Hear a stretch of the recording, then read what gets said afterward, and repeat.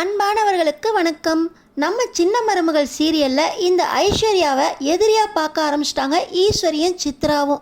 ஐஸ்வர்யா மூலமா ஒவ்வொரு உண்மையா வெளியே வரணும் அப்படின்னு நினைக்கிறவங்க இந்த வீடியோக்கு ஒரு லைக் போட்டுக்கோங்க. ஸோ பார்த்தீங்கன்னா நம்ம ஐஸ்வர்யா பார்த்தீங்கன்னா சேது மாமாவுக்கு குழந்தைங்கள பிடிக்கும், எனக்கும் குழந்தைங்கன்னா ரொம்ப பிடிக்கும். அதுலேயும் நம்ம மீனாட்சியும் அழகரும் ரொம்ப க்யூட் பேபிஸ். இந்த குழந்தைங்கள பிடிக்காம இருக்குமா என்ன? இந்த மாதிரி ஆயா வேலை பார்க்குறேன் அப்படின்னு தப்பாலாம் சொல்லாதீங்க ஆண்டி அப்படின்னு ஐஸ்வர்யா சொல்கிறாங்க. உடனே இந்த ஈஸ்வரி, நீ குழந்தைங்கள பெற்று அந்த குழந்தைங்களுக்கு வேலையை பார்த்தா பரவாயில்ல, யாரோ பெற்ற பிள்ளைக்கு நீ எதுக்கடி இந்த வேலையெல்லாம் பார்க்கணும் அப்படின்னு சொல்லி மறுபடியும் ஈஸ்வரி கேட்க, என்ன இருந்தாலும் சேது மாமாவுக்கு குழந்தைங்கன்னா பிடிச்சிருக்கு, சேது மாமா எனக்கு கிடைக்கணும் அப்படிங்கிறதுக்காக தான் நானும் அந்த அளவுக்கு இறங்கி வந்து தமிழையும் சேதுவையும் பிரிக்கணும் அப்படின்னு உங்களோட சேர்ந்து திட்டம் போட்டேன். இப்போ சேது மாமா எனக்கு கிடைச்சிட்டாரு, சேது மாமா என்னோட ஹஸ்பண்ட், எனக்கு ரொம்ப சந்தோஷமாக இருக்குது. இதுக்கு மேலே சேது மாமா எனக்கு கொஞ்சம் டைம் கொடு, நான் மனசு மாறுறதுக்கு முயற்சி பண்ணுறேன் அப்படின்னு சொல்லியிருக்காரு. சேது மாமா கண்டிப்பாக என்னை ஏற்றுக்குவார். இதுக்கு மேலே நான் எந்த தப்பும் பண்ண மாட்டேன் ஆண்டி, அவருக்கு பிடிச்சதெல்லாம் இனிமேல் எனக்கும் பிடிக்கும், சேது மாமாக்காக நான் என்னை மாற்றிக்க போகிறேன் அப்படின்னு இந்த ஐஸ்வர்யா சொல்ல, என்ன ஐசு சொல்கிற? தப்பு பண்ணது சேதுக்காக தானா? சேதுவை உனக்கு கல்யாணம் பண்ணி வைக்கிறேன் அப்படின்னு திட்டம் போட்டு கொடுத்ததே நான் தான். இப்போ ஏதோ தப்பு பண்ணிட்டேன், இனிமேல் தப்பெல்லாம் செய்ய மாட்டேங்கிற மாதிரி பேசிக்கிட்டு இருக்க அப்படின்னு ஈஸ்வரி சொல்கிறாங்க. ஆமாம் ஆண்டி, சேது மாமாவை எனக்கு சின்ன வயசுலேருந்தே பிடிக்கும். ஆனால் தமிழை அவர் விரும்பி கல்யாணம் பண்ணதுக்கப்புறம் சேது மாமா கிடைக்க மாட்டாரா அப்படின்னு வருத்தத்தில் தான் இந்த வீட்டுக்கு அப்பப்போ சுற்றிக்கிட்டு இருந்தேன். நீங்கள் தான் என்ன சேது மாமாவுக்கு கல்யாணம் பண்ணி வைக்கிறேன் அப்படின்னு ஆசை காட்டினீங்க. உங்களோட சேர்ந்து சேது மாமாக்காக நானும் தப்பு பண்ணிட்டேன், இல்லைன்னு சொல்லலை. ஆனால் சேது மாமா எனக்கு கிடைச்சிட்டாரு, இனிமேல் நான் எந்த தப்பும் பண்ண மாட்டேன் ஆண்டி, நீங்களும் இனிமேல் எந்த தப்பும் பண்ணக்கூடாது ஆண்டி. அப்புறம் இந்த ஐஸ்வர்யாவோட உண்மையான சொரூபத்தை நீங்கள் பார்க்க வேண்டியிருக்கோம் அப்படின்னு இந்த ஐசு சொல்கிறாங்க. என்ன சொல்கிற? நான் உனக்கு சேதுவை கல்யாணம் பண்ணி வச்சது எதுக்குன்னு உனக்கு தெரியும் தானே அப்படின்னு ஈஸ்வரி கேட்குறாங்க. ஆண்டி என்ன சொல்கிறீங்க? சேது மாமாவும் நானும் ஒன்றா சேர்ந்துருக்கது எதுக்காக எங்களை சேர்த்து வச்சிங்க அப்படின்னு மறுபடியும் ஐசு கேட்க, என்ன தெரியாத மாதிரி கேட்குற ஐசு அப்படின்னு மறுபடியும் சித்ரா கேட்க, தெரியும், சேது மாமாவோட சொத்து, ராஜாங்க அங்கிளோட பதவி, இதுக்காக தானே சேது மாமாவை என்னை கல்யாணம் பண்ணி வச்சிங்க. இனிமேல் இதெல்லாம் கனவுல கூட நினச்சி பார்க்காதீங்க ஆண்டி, சேது மாமா ரொம்ப நல்லவர், இந்த ஜனங்களுக்காக நிறைய செய்யணும்னு நினைக்கிறாரு. ஒரே ஒரு தப்பு பண்ணிட்டு ராஜாங்க மாமா ஜெயிலுக்கு போகிறதுக்கு காரணமாயிட்டேன் அப்படின்னு இப்போ வரைக்கும் எனக்கு உறுத்துது.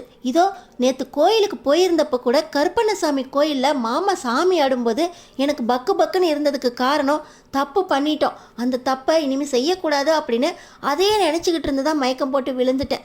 இனிமேல் அந்த தப்பை நானும் செய்ய மாட்டேன், உங்களையும் செய்ய விட மாட்டேன் ஆண்டி அப்படின்னு இந்த ஐசு சொல்கிறாங்க. ஓஹோ, இப்போதான் நீ செஞ்சதெல்லாம் உனக்கு தப்புன்னு தெரியுதா? எங்களை செய்ய விட மாட்டேன்னு சொல்கிறதுக்கு நீ யாரடி அப்படின்னு ஐஸ்வரி கேட்குறாங்க. ஆண்டி என்ன சொல்கிறீங்க? கல்யாணம் பண்ணி வச்சிட்டிங்கல்ல, இனிமேல் சேது மாமா என்னோட மாமா, இது என்னோட குடும்பம், என்னோட குடும்பம் நல்லதுக்காக நான் என்ன வேணால் செய்வேன். நீங்கள் இனிமேல் தப்பு செஞ்சீங்கன்னா அதை கண்டிப்பாக ராஜாங்க அங்கிள்கிட்ட சொல்லிடுவேன் அப்படின்னு ஐசு சொல்கிறாங்க. பார்த்தீங்கன்னா, ஓஹோ, சேது மாமா உன்னோட மாமாவா? அவன் உன் புருஷனே கிடையாதுடி அப்படின்னு ஈஸ்வரி சொல்கிறாங்க. ஆண்டி உங்கள் முன்னாடி ஊர் உலகம் முன்னாடி தான் எனக்கும் சேது மாமாவுக்கும் கல்யாணம் நடந்துச்சு, என்னமோ புருஷனே கிடையாதுன்னு சொல்கிறீங்க. நீங்கள் சொல்லிட்டா சேது மாமா என் ஹஸ்பண்ட் இல்லைன்னு ஆயிருமா? அவர் கட்டின தாலி என் கழுத்தில் கட்டலன்னு ஆயிருமா அப்படின்னு ஐசு கேட்குறாங்க. ஓஹோ, நான் சொன்னால் அப்படி ஆகாதுன்னு நினைக்கிறியா? அப்போ இது சொன்னால் ஆகுமா அப்படின்னு சொல்லி இப்போ சித்ரா பார்த்திங்கன்னா அந்த வீடியோவை ஐசுக்கிட்ட காட்டுறாங்க. அந்த வீடியோவில் பார்த்தீங்கன்னா ஐஸோட கழுத்தில் சேது தாலி கட்ட வரும்போது அவர் சுயநினைவே இல்லாமல் சும்மா கழுத்து வரைக்கும் கொண்டு வராரு. அந்த நேரத்தில் அப்பத்தா பார்த்தீங்கன்னா கல்யாணத்தை நிறுத்துங்க அப்படின்னு சொல்லி மண்டப வாசலில் குழந்தையோட நுழையிறாங்க. குழந்தையோட நுழையிறத பார்த்தோடனே சேது எந்திரிச்சிட்றாரு. இந்த நேரத்தில் தான் இந்த சித்ரா பார்த்தீங்கன்னா இதை நான் தாலியை கட்டாமலே எந்திரிச்சிட்டானே அப்படின்னு நினச்சிக்கிட்டு அந்த கழுத்தில் இருந்த தாலியில் 3 முடிச்ச போட்டதுக்கப்புறம் தாலி கட்டியிருக்காங்க அப்படிங்கிற சந்தோஷத்தில் தான் அப்பத்தா வந்திருக்காங்களே அப்படின்னு அதிர்ச்சியோட இந்த ஐஸ்வர்யா சேதுவோட எந்திரிக்கிறாங்க. அப்போ தாலி கட்டினது சேது மாமா இல்லையா, இது யாரோட கை அப்படின்னு சொல்லி ஐஸ்வர்யா மறுபடியும் மிரண்டு போய் பார்க்க, உன் கழுத்தில் தாலி கட்டினது உன்னோட சேது மாமா இல்லை, என் பொண்ணு சித்ரா அப்படின்னு சொல்லி ஈஸ்வரி சொல்கிறாங்க. என்ன ஆண்டி சொல்கிறீங்க, எனக்கு சேது மாமா தாலி கட்டலையா அப்படின்னு ஐஸ்வர்யா அழுகுறாங்க. ஆமாண்டி, உன் கழுத்தில் சேது தாலி கட்டல, அவன் கட்டினதா நினச்சிக்கிட்டு தான் இத்தனை நாளாக உன் கூட வாழ்ந்துக்கிட்டு இருக்கான். சாரி, அவன் கூட வாழலை, உன்னை ரூமில் படுக்கிறதுக்கு இடம் கொடுத்துருக்கான் அப்படின்னு ஈஸ்வரி சொல்கிறாங்க. ஆண்டி, என் கழுத்தில் சேது மாமா தான் தாலி கட்டினாரு, இது ஃபேக் வீடியோ, நீங்கள் ஏஐயில் உருவாக்கியிருக்கீங்க அப்படின்னு சொல்லி இந்த ஈஸ்வரி கிட்ட ஐஸ்வர்யா அழுகுறாங்க. நாங்கள் எதுக்கடி பொய் சொல்லணும், பாருடி, இது நான் எடுத்த வீடியோ, உன் கழுத்தில் தாலியை கட்டுறது இந்த சித்ரா தான், நான் தான் போனா போது அப்படின்னு சொல்லி கரெக்டான நேரத்தில் தாலி கட்ட வச்சேன். நான் மட்டும் சித்ராவை தாலி கட்ட சொல்லலைன்னா சேது உன் கழுத்தில் தாலியே கட்டியிருக்க மாட்டான். அன்னைக்கு குழந்தை பிறந்த சந்தோஷத்தில் நான் கல்யாணத்தை தள்ளி போடுறேன் அப்படின்னு தான் சேது சொல்லிக்கிட்டு இருந்தான். நானும் உங்கள் அப்பாவும் போட்ட நாடகத்தில் தான் அவன் கல்யாண மேடை வரைக்கும் வந்தான். அதுவும் அவங்க அப்பா தாலி கட்டியே ஆகணும் அப்படின்னு சொன்னதுனால தான் உன் பக்கத்துலேயே உக்காந்தான். ஆனாலும் அவனுக்கு அந்த தமிழோட நினப்போ அவனோட பிள்ளைங்களோட நினப்போ அவன் மனசை விட்டு போகலை. தாலி கட்டணுங்கிற எண்ணம் மனசில் கூட இல்லை. உன்னை மனசார பொண்டாட்டியை ஏற்றுக்கணும்னு கூட அவன் நினைக்கல. நான் தான் அவனை வற்புறுத்தி ஐஸ்வர்யா நல்ல பொண்ணு அப்படின்னு கல்யாணத்துக்கே சம்மதிக்க வச்சேன். ஆனால் கல்யாண மண்டபத்தில் உன் பக்கத்தில் உட்காந்ததுக்கப்புறம் கூட உன் கழுத்தில் தாலி கட்டுற எண்ணம் அவனுக்கு வரல. அதுக்காக உன்னை அவனுக்கு கட்டி வைக்காமல் இருந்துடக்கூடாது, நீ அவன் பக்கத்தில் இருந்து அவனுக்கு மனைவியாக இருந்தால் தான் நாங்கள் நினச்சதெல்லாம் நடக்கும் அப்படின்னு ஒன்று அவனுக்கு கல்யாணம் பண்ணி வைக்கிறதுக்கு நினச்சோம். அவன் தாலி கட்டாமல் இருக்கும்போது சித்ராவை வச்சு உன் கழுத்தில் 3 முடிச்சு போட வச்சது இந்த ஈஸ்வரி. இந்த ஈஸ்வரிக்கிட்ட தப்பு பண்ணாதீங்க, இதுக்கு மேலே சேது குடும்பத்தில் நீங்கள் எந்த தப்பும் பண்ணக்கூடாது, எல்லாத்தையும் ராஜாங்கத்துக்கிட்ட சொல்லுவேன்னு என்னைய மிரட்டி பார்க்குறியா அப்படின்னு சொல்லி ஈஸ்வரி கேட்குறாங்க. ஆண்டி, உண்மையிலேயே சேது மாமா என் கழுத்தில் தாலி கட்டலையா அப்படின்னு சொல்லி ஐஸு அழுகுறாங்க. ஆமாண்டி, உன் கழுத்தில் தாலி கட்டினது என் பொண்ணு சித்ரா, 3 முடிச்சு போட்டது யாருன்னு நீயே வீடியோவில் பார்த்தீல அப்படின்னு ஈஸ்வரி கேட்குறாங்க. இந்த ஐஸ்வர்யா உடஞ்சி போய் அழுகுறாங்க.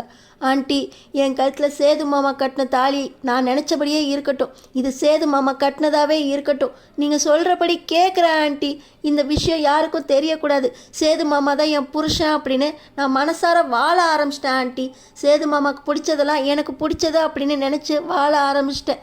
அதனால தான் அந்த 2 குழந்தைங்களையும் இங்கே இப்படி தப்பாக பேசினோன்னே எனக்கு மனசு கேட்காம இனிமேல் இப்படி பேச மாட்டேன் ஆண்டி, என்னை மன்னிச்சிருங்க ஆண்டி அப்படின்னு சொல்லி இந்த ஐஸ்வர்யா ஈஸ்வரியோட காலில் விழுந்து கெஞ்சுறாங்க.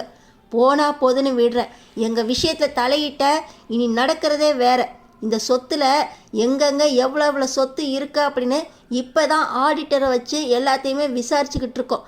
ராஜாங்கத்தோட சொத்து எல்லாமே என் பையன் பேருக்கும் என் பொண்ணு பேருக்கு மாறணும். அது வரைக்கும் நீ ராஜாங்கத்தோட மருமகளாக இந்த வீட்டில் இருக்கணும், சேதுவோட பொண்டாட்டியாக இருக்கணும், நான் சொல்கிறதெல்லாம் கேட்டு நடக்கணும். இதோ சொத்தோட டீட்டெயில்ஸ், உன் பிறந்த நாளைக்கே உனக்கு கிஃப்ட் வாங்குறதுக்காக கிரெடிட் கார்டை என்கிட்ட கொடுத்து அதோட பாஸ்வேர்டையும் அந்த சேது என்கிட்ட சொல்லிட்டான். அவன் அக்கௌண்ட்டில் பாதிக்கு மேலே எங்களுக்கு நகை வாங்கிட்டோம். ஆனால் உனக்காக வாங்கணுங்கிறதுக்காக அவன் இது வரைக்கும் கணக்கும் கேட்கல. இருந்தாலும் அவனோட கிரெடிட் கார்டில் எவ்வளோ பணம் இருக்குது, பேங்க்கில் எவ்வளோ பணம் இருக்குது அப்படின்னு எல்லா டீட்டெயில்ஸையும் நாங்கள் வாங்கிட்டோம். இதுக்கு மேலே சேதுவோட சொத்தை எல்லாத்தையும் எங்கள் பேரில் மாற்றுறது தான் எங்கள் வேலை. நாங்கள் என்ன சொன்னாலும் நீ கேட்கணும். சேதுவுக்கு எதிராக நாங்கள் எந்த திட்டம் போட்டாலும் அதுக்கு நீ உதவி செய்யலை. இந்த ஃபோட்டோவை வீடியோவை கண்டிப்பாக நாங்கள் சேதுக்கிட்ட காட்டுவோம். சேதுக்கிட்ட மட்டும் இல்லை, உன்னோட அங்கிள் ராஜாங்கத்திட்டையும் காட்டுவோம். அதுக்கப்புறம் என்ன நடக்கும்னு தெரியும்ல. நீ அவனோட பொண்டாட்டி இல்லை, அவன் தமிழ் தான் முக்கியம், அவன் குழந்தைங்க தான் முக்கியம் அப்படின்னு அவனும் உன்னை கை கழுவி விட்டுட்டு போயிடுவான். அப்புறம் உன் வாழ்க்கையே சின்ன பின்னமாயிரும்.